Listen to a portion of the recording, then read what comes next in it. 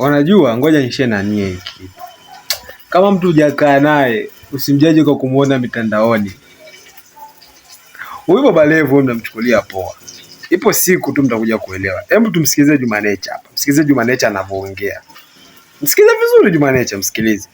Sasa namjua nyumbani na pajua. Mimi nishakaa kule, nishaenjoy this kule kwao. Unajisikiaje sasa kwa sasa kumuona pale alipofika?